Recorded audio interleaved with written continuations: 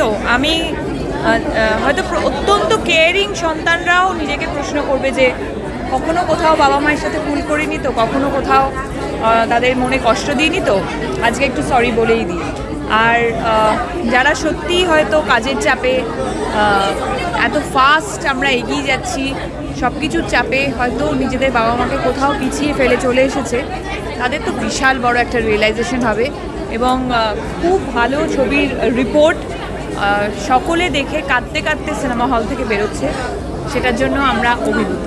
Thank you so much. বলা যায় Christmas জমজমাট, চারটাতে বাংলা ছবি দর্শকের জন্য আসছে। হ্যাঁ, চারটাতে বাংলা ছবি দর্শকের জন্য ক্রিসমাস জমজমাট বছর শেষে। হ্যাঁ অবশ্যই, ক্রিসমাস তো জমজমাটই হওয়া উচিত, এবং তার সাথে চারটে বাংলা ছবির সাথে জমজমাট হলে তো এর থেকে মানে বড় কিছু পাওয়া হতেই পারে না। হল ভবনে একটা সমস্যা হচ্ছে, সেটা আপাতত মিটে গেছে।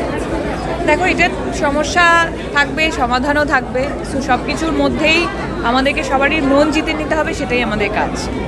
এতগুলো বাংলা ছবি মুক্তি পাচ্ছে, তাও এই যে হল পাওয়ার সমস্যা, এই রিজনাল ছবির জায়গা পাচ্ছে না, এটা এক্ষুনি আনসার করলাম যে সমস্যা তো থাকবেই, তার সমাধানও থাকবে, মানে কয়েনের এপিট আর ওপিট। সো তার মধ্যেও আমাদেরকে মানে এন্টারটেন করে যেতে হবে মানুষকে।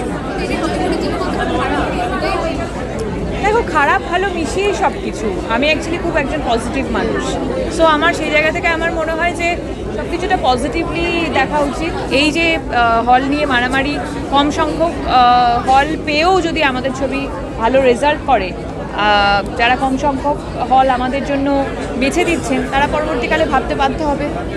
Thank you.